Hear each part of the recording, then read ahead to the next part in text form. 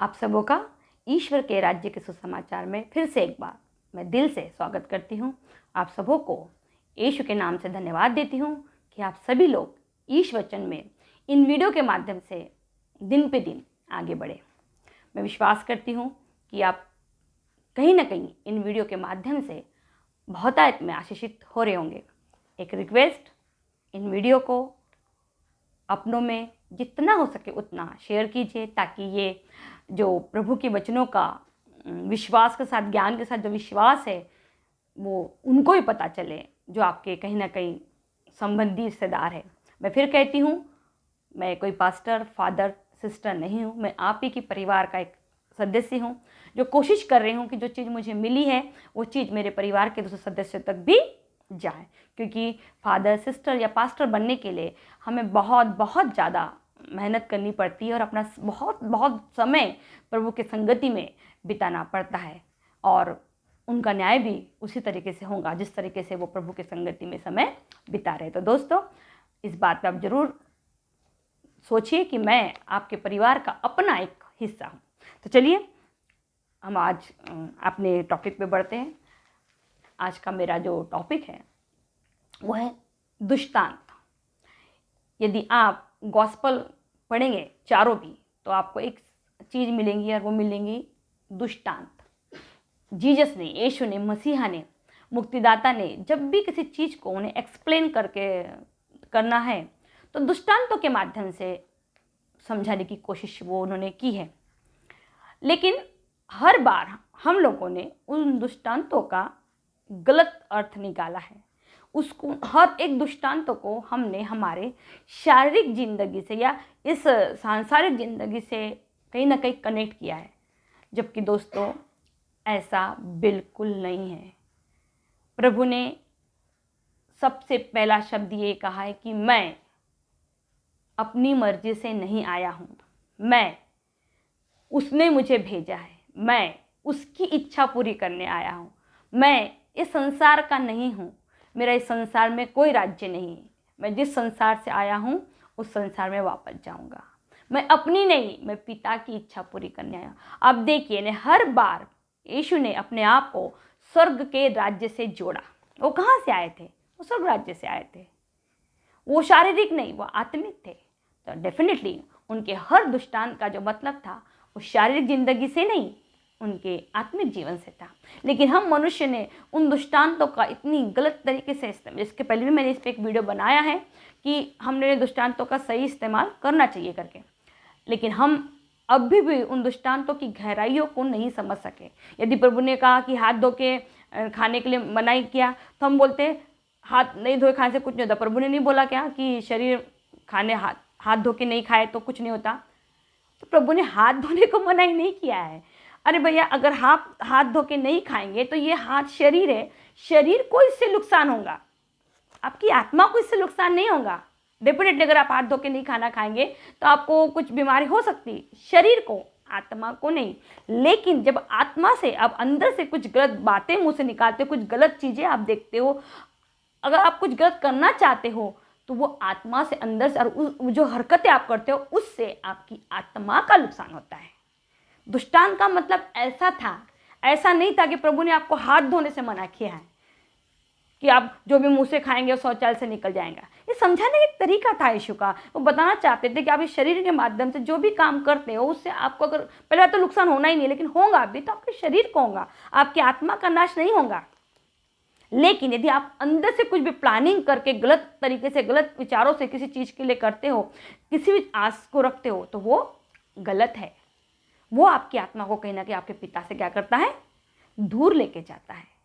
उनकी दृष्टांतों में बहुत गहराई थी। वो हमको हर वक्त आत्मिक जीवन के बारे में बता रहे थे, और हम हर वक्त उनके हर दृष्टांत को कहीं ना कहीं इस संसार से जोड़ रहे थे। सर, उन्होंने कहा मांगो तो तुम्हें दिया जाएगा, ढूंढो तो तुम पाओगे, खटखटाओ तो तुम्हारा खुल जाएगा। तो हम उसको अलग तरीके से लेते, हम अपनी ज़रूरतों के लिए मांगते हैं, जबकि उनका बोलने का मतलब था कि तुम मेरे नाम से मेरे पिता को पवित्र आत्मा मांगो, उसका दरवाजा खटखटाओ, उसको ढूंढो, तुमको डेफिनेटली पवित्र आत्मा मिलेंगी। आज इस संसार में आपको और मुझे जीने के लिए क्या चाहिए? एक नाम, पवित्र आत्मा, एक शक्ति, पवित्र आत्मा। वो पवित्र आत्मा जो हमारी आत्मा से जुड़ के हमको परमेश्वर के करीब लेके जाती है, क्योंकि एक पवित्र आत्मा ही है जो हमारी प्रार्थनाओं को इस धरती से उठा के पिता के चरणों तक ले जा सकती है। क्योंकि बीच में शैतान का बहुत बड़ा गैप है, वो हमारी प्रार्थनाओं को चुरा लेता है। तो उस गैप को पार करने की ताकत सिर्फ एक में है। वो किसी संत में नहीं, किसी नबी में नहीं, किसी में भी नहीं है, सिर्फ एक पवित्र आत्मा, क्योंकि वो स्वर्ग से आई है। स्वर्ग में और धरती में आना जाना उसका लगा हुआ है। वही हमारी सारी इच्छाओं को पवित्र, हमारी प्रार्थनाओं को, हमारी दुआओं को, हम क्या कर रहे हैं दिन भर की इसमें जिसमें ईश्वर की इच्छा शामिल है, वो सारी चीज़ों को उठा के आत्मा अपने स्वर्गीय पिता के चरणों में डाल देती है। यीशु नहीं कुछ करते, यीशु अपने पिता के दाहिने बैठे है। अब उसने सब कुछ का अधिकार पवित्र आत्मा को दिया है। तभी तो कहा मेरा जाना तुम्हारे लिए अच्छा है, क्योंकि जब तक मैं नहीं जाऊंगा तुम्हारे लिए पवित्र आत्मा नहीं भेज पाऊंगा। इसलिए तुम्हारे आनंद इसी में है कि मैं चला जाऊं। दोस्तों, हमें बहुत कमियां हैं। ये बात सोच के और पाप करने से अच्छा है उन कमियों को भूल के अब हम एक स्टेप अच्छा क्या कर सकते हैं। हम ऐसा क्या कर सकते हैं जो इन दुष्टांतों के हिसाब से हम शारीरिक नहीं आत्मिक जीवन की ओर आगे बढ़े। क्योंकि मेरे प्रभु का मकसद इस दुनिया में आने का आपको शारीरिक जिंदगी के बारे में कुछ भी नहीं था। अगर ऐसा होता तो वो लाजरस को क्यों जिला दिया, क्यों मुर्दों को जिला दिया उन्होंने? क्योंकि वो जानते थे कि इनको मैं और एक मौका दे रहा हूँ, क्योंकि न्याय का अधिकार उनको है, वो न्याय करने वाले हैं हमारा वाला। इसलिए और उन्होंने मुर्दों को जिला दिया, क्योंकि उनके हाथ में थी आत्मा, जाओ और जो 60 साल और 70 साल जी ले भाई, लेकिन क्या कर, शारीरिक जिंदगी नहीं आत्मिक जिंदगी के फल। क्योंकि मैंने पहले जैसा हम 3 चीज़ों से जुड़ के बने हुए, हमारा 3 चीज़ों में से हमारा 2 चीज़ का कोई वैल्यू नहीं, हमारी जान और शरीर का कोई वैल्यू नहीं है। शरीर को कीड़े मकोड़े खा जाएंगे, जान गई तो गई। हमारी आत्मा अनंतकालिक जीवन जिएंगी। उस अनंतकालिक जीवन की अगर हम विश्वास करते हैं तो, ये कोई डायलॉगबाजी में नहीं बोलते, बहुत गंभीरता से शब्दों को लेते हैं, तो इन सब चीज़ों का मतलब है। अदरवाइज बहुत से ऐसे नामधारी क्रिश्चियन हैं जो बोलते तो हैं, जैसे मैंने बताया था आपको कि यदि आप अपने आप को क्रिश्चियन समझ के गर्व कर रहे हैं और परम प्रसाद आपने लिया है, आपने दृढ़ संस्कार लिया है, आप चर्च जाते हो प्रार्थना तो, और इसके वजह से मुझे स्वर्ग में स्थान मिलेगा, ऐसा अगर आप सोच रहे हो तो इसका सबसे बड़ा एग्जाम्पल यूदास इस्करियोती है। वो 3.5 साल तक यीशु के साथ रहा, उसने बपतिस्मा भी लिया, उसने बीमारों को चंगा भी किया और उसने परम प्रसाद भी खाया यीशु के साथ। लेकिन आप और मैं जानते हैं कि वो स्वर्ग में नहीं जाने वाला है, वो नरक में ही गया। तो अपने आप पे इतना सा बात सोच के गर्व नहीं करना है।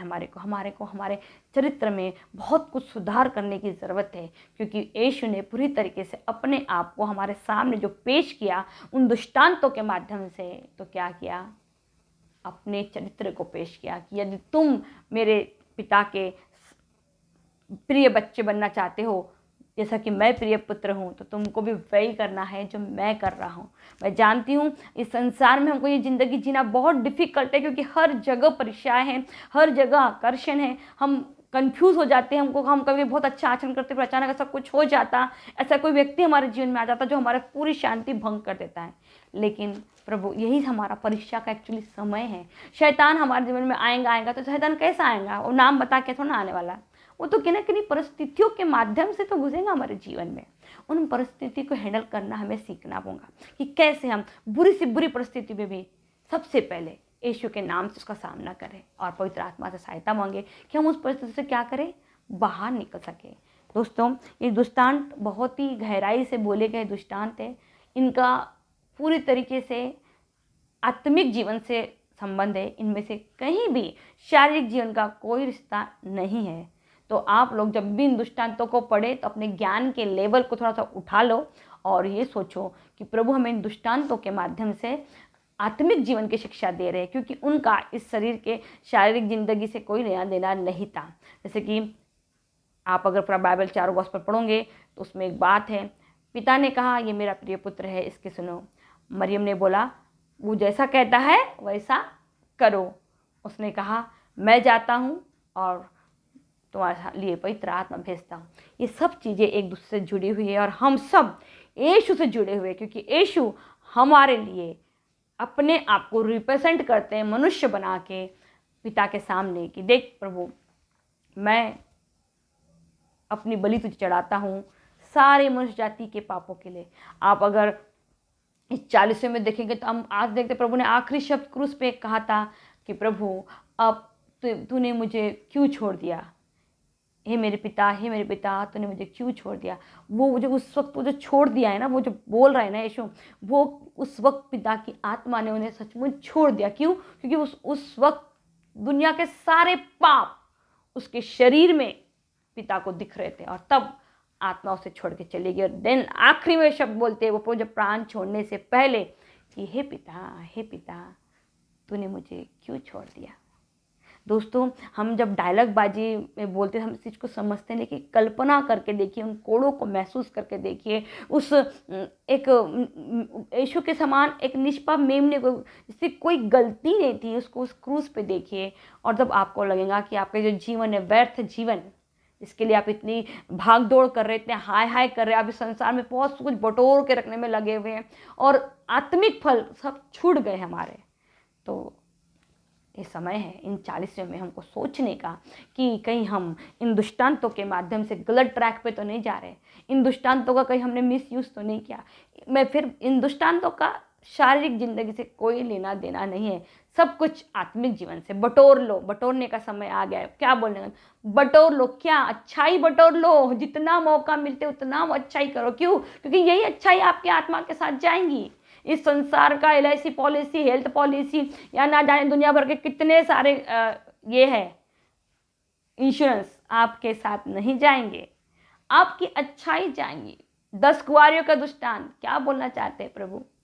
एक्स्ट्रा का फ्यूल लाके क्यों रखना है कि एक्स्ट्रा का, अगर 10 अच्छा काम किया, अपने आप को मौका मिल रहा है कि भैया अभी धुला आने को और समय आपको पता है, तो सो मत, एक्स्ट्रा का रखो और एक्स्ट्रा का काम करके रखो प्रभु के राज्य के लिए, ताकि उस अच्छाई को देखते हुए प्रभु आपको अपने साथ क्या करे, स्वर्ग के राज्य में लेके चले जाए।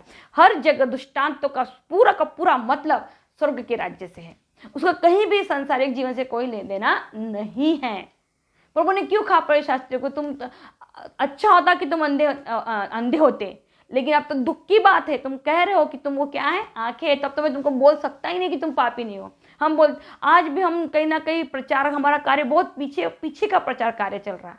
आज भी हम जिस ट्रैक पे बता रहे तो उस ट्रैक से हम अलग हट के ये नहीं कर रहे। हाँ, प्रभु ने हमको क्षमा दया ये हमको लोगों के साथ करना ही है, बिल्कुल सिखाया है, लेकिन ये बात भी उतनी सही है कि अब हम श्रेष्ठ नहीं हुए तो प्रभु पापियों को लेने नहीं आने वाला है, पापेश्वर धर्मियों को लेने आने वाला। धर्मियों को कैसा आचरण करना चाहिए, ये अब हमारी शिक्षा का मेन उद्देश्य है। यीशु के 4 गॉस्पेल में मेन कंसेप्ट है उनकी शिक्षा, न कि उनके चमत्कार, ना उनकी चंगाई, ना की ज़रूरतें। उन्होंने अपने पूरे 4 गॉस्पेल में सबसे ज़्यादा फोकस अपनी शिक्षा पे किया। वो चाहते तो प्रेरितों, अपने 12 प्रेरितों के साथ काम करवा लेते और छोड़ देते उस चीज़ को, लेकिन उन्होंने 3.5 साल में यरूशलेम के जितने भी छोटे बड़े शहर उनको मिले, वो ट्रैवलिंग कर करके सुसमाचार का प्रचार करते। बोले मेरे भेड़िया यहाँ के नहीं है, मेरे और भी कई बाहर के भेड़िया है, मैंने उनको भी लेके आना है। तो दोस्तों, आत्मिक जीवन का शिक्षा देने के लिए यीशु मसीह आए थे, आत्मिक जीवन का संसार में हमें ले जाने के लिए यीशु आए थे। तो हमारे जीवन का मेन मकसद शारीरिक जिंदगी नहीं है, आत्मिक जीवन है। तो इस 40वें में आपका और मेरा मकसद भी यही होना चाहिए कि ना कि ये शारीरिक जिंदगी की ज़रूरतें, मैं जानती हूँ हम में कमियाँ हैं, लेकिन हम अभी से, आज से अपनी कमियों को दूर करने की अगर कोशिश करेंगे, हम भूल जाए कि हमें क्या कमियाँ हैं, हम ये सोचें कि हमें अच्छाई क्या है, उस अच्छाई को मल्टीप्लाई करने की हम कोशिश शुरू कर दें। क्योंकि हम तो कोई भी परफेक्ट नहीं है स्वर्ग राज्य में जाने के लिए, हम में ऐसा किसी में गुण नहीं है, लेकिन उसकी दया और उसकी कृपा से हम उस स्वर्ग राज्य में जा सकते हैं। और उसके लिए बहुत ज़रूरी है कि हमारे अंदर की अच्छाइयों को हम मल्टीप्लाई करें, न कि अपनी बुराइयों को। कुछ हुआ है उसे भूल जाइए, आगे जाइए। दूसरा, लोगों को उनकी किसी कमियों की वजह से आंकने से अच्छा लोगों को उनकी अच्छाइयों की वजह से उनका डिसीजन कीजिए। बहुत से ऐसे लोग होते हैं जिनके साथ हम अच्छा व्यवहार करने की कोशिश करने के बावजूद भी नहीं कर पाते। उनके लिए एक ही काम कीजिए, उनके लिए सिर्फ प्रभु से प्रार्थना कीजिए। भूल जाइए कि आपके बस की बात, क्योंकि लोग होते हैं हमारे बस की नहीं होते, तो प्रभु के चरणों में उसको डाल दीजिए, ताकि हमारे आत्मिक जीवन का फल हमसे कहीं छूट ना जाए। तो दोस्तों, ज़रूर प्रभु के दृष्टांतों का मतलब को सीरियस लीजिए। प्रभु के यीशु मसीह के हर दृष्टांत का मेन मकसद स्वर्ग का राज्य था, आत्मिक जीवन था, न कि सांसारिक जीवन। उनके किसी भी दृष्टांत का मतलब इस संसार से नहीं था। इस संसार में जिंदगी कैसा जीना है इसकी शिक्षा उन्होंने हमें दी, लेकिन दृष्टांतों के द्वारा उन्होंने हमें ये बताने की कोशिश की कि मैं आप लोगों को इस दुनिया के लिए नहीं, उस दुनिया के लिए तैयार करने के लिए आया हूँ। इस दुनिया में अगर ऐसा, उन्होंने कहा कि अगर मेरे पिता के पास और घर नहीं होते तो मैं तुमको बता देता हूँ। दोस्तों, प्रकाशित वाक्य में जैसा कि मैंने पहले बताया, अब फिर बताती हूँ कि एक विशाल जनसमूह वहाँ पर है, उनके हाथों में खजूर की डालियाँ हैं, और वो विशाल जनसमूह क्या कर रहा है? कंटिन्यू पिता की स्तुति आराधना कर रहा है, मेमने को स्तुति आराधना कर रहा है। मेमना आप जानते हैं कौन है? यीशु राजा। तो वो जो विशाल जनसमूह है उसमें आपका और मेरा परिवार भी शामिल होना चाहिए। ऐसी प्रार्थना हमको करनी चाहिए आज, क्योंकि हमारे बाप दादा तो मर गए, तो डेफिनेटली बात है उनकी मृत्यु को देख के हमको भी एक ना एक दिन मरना है। इस संसार से हमको एक तिनका भी हम साथ में लेके नहीं जाएंगे। तो इन सांसारिक चीज़ों के लिए हम किसी भी चीज़ को अपना पाप का कारण न बनाएं। किसी भी चीज़ को ना, जान दो, कोई ले गया तो जान दो, कुछ लेके जाने वाला ही नहीं है। हम क्या लेके आए थे तो क्या लेके जाएंगे। लेकिन ये बात भी हमेशा कि हम जीवित है, इसका मतलब प्रभु का कोई ना कोई मकसद हमारे जीवन से पूरा होना चाहिए। कोई ना कोई किसी के काम होना चाहिए, किसी ना किसी के लिए हम आशीर्वाद का कारण होना चाहिए। कोई एक पर्सन जिसकी ज़िंदगी में हम ज्योति का काम करना चाहिए, जिसकी ज़िंदगी में हम नमक का काम करना चाहिए। यही है क्रिश्चियनिटी। क्षमा तो आपको सबको करना है, आपको मारने वाले और पीटने वाले को भी करना है। हो सकता है उसे आपके रिश्ते अच्छे आप बना के रखना सको उसके लिए, लेकिन आप प्रार्थना करो।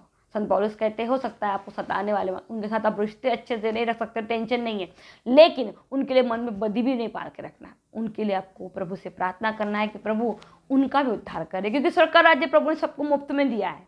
तो हम क्यों किसी के लिए प्रार्थना करें या बोले कि वो नर्क में जाए, क्योंकि नर्क बहुत ही दुखदायी जगह है। प्रभु वचन कहता है कि किसी दुश्मन को भी वहाँ जाने के लिए नहीं हमने सोचना चाहिए। तो दोस्तों, कोई भी हो आपके जीवन में, किसी से भी आपके दिल में नफरत हो तो उसको, क्रोध को, उस गुस्से को क्रोध में ना मत बदलिए, क्योंकि जब हम गुस्से को क्रोध में ट्रांसफ़र करते हैं तो वो एक अलग लेवल का पाप हो जाता है। और वो क्रोध कुछ ना, जब भी क्रोध आएगा तो कुछ ना कुछ नुकसान करके जाएगा ही जाएगा। तो यीशु मसीह, यीशु राजा इन दृष्टांतों के माध्यम से हमें क्या सिखा रहे हैं, हमें ज़रूर सीखना चाहिए, क्योंकि इन दृष्टांतों से ही हम सही मायने में आत्मिक जीवन की परिभाषा को समझ पाएंगे। और यदि आप फिलिप्पियों का संत पौलुस का पत्र पढ़ेंगे, उसका अध्याय 2 पढ़ोगे तो उसमें लिखा है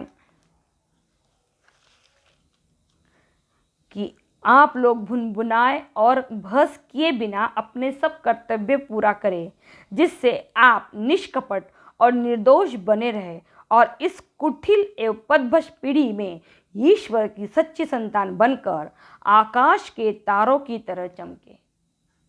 इन दृष्टांतों का मतलब इस जीवन से है। 4 गॉस्पलों का जो मतलब है दृष्टांत प्रभु ने दिया, वो इस तरीके का जीवन हमारे को जीने के लिए बताया है प्रभु ने, कि आप लोग भुनभुनाए और बहस किए बिना अपने सब कर्तव्य पूरा करें, जिससे आप निष्कपट और निर्दोष बने रहे और इस कुटिल और पदभ्रष्ट पीढ़ी में ईश्वर की सच्ची संतान बनकर आकाश के तारों की तरह चमके। तो दोस्तों, ऐसे ज़िंदगी अगर हमको चाहिए, ऐसा हम आकाश के तारों के समान अगर चमकती हुई ज़िंदगी हमें चाहिए, तो ज़रा सोचिए कि आपको और मेरे को कैसा जीवन जीना ज़रूरी है। कमियां हैं, लेकिन अभी हम जिंदा हैं, तो इन कमियों को दूर हम कर सकते हैं। शुरुआत आज से, अभी से कीजिए। फिर कहती हूँ, अपने घरों में, परिवारों में पवित्र गॉस्पल को पढ़ना शुरू कर दीजिए। सबसे पहली बात, क्योंकि आपका विश्वास में जब आपका ज्ञान जुड़ जाएगा तो ये 100 गुना फल उत्पन्न करेगा। तो दोस्तों, इसमें एक और फिलिप्पियों के नाम में मसीह की विनम्रता का अनुसरण करें। ये बहुत बड़ा चैप्टर है, मैं नहीं पढ़ रही हूँ, इसे आप जरूर पढ़िए अपने घरों में। तो आपको पता चलेगा कि ईश्वर ने इस संसार में ज़िंदगी जीने के लिए यीशु ने अपने आप को कितना विनम्र बनाया, तब जाके उसे वापस में स्वर्ग का राज्य मिला।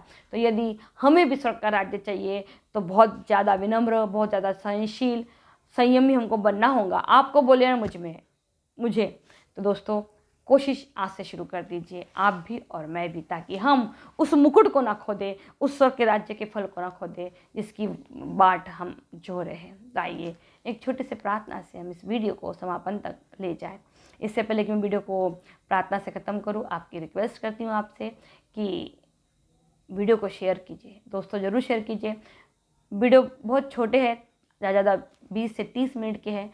इसे कहीं से भी आप काम करते हुए सुनते हुए इसे थोड़ा ध्यान से सुनिए, ताकि इसका मेरा जो मेन मकसद है, मतलब है, वो समझ पाए आप कि हमसे क्या गलतियाँ हो रही है। हम हम 30 साल से 40 साल से क्रिश्चियन की ज़िंदगी जी रहे हैं, लेकिन वो फल हमारे अंदर आज भी नहीं है। तो उसका मेन कारण क्या है? क्योंकि हम उन फलों के बारे में सोच नहीं रहे, या उन दृष्टांतों को कहीं ना कहीं हम एक डायलॉग बाजी में ले रहे हैं, उसको सीरियसली हम उसका मतलब समझ नहीं रहे हैं।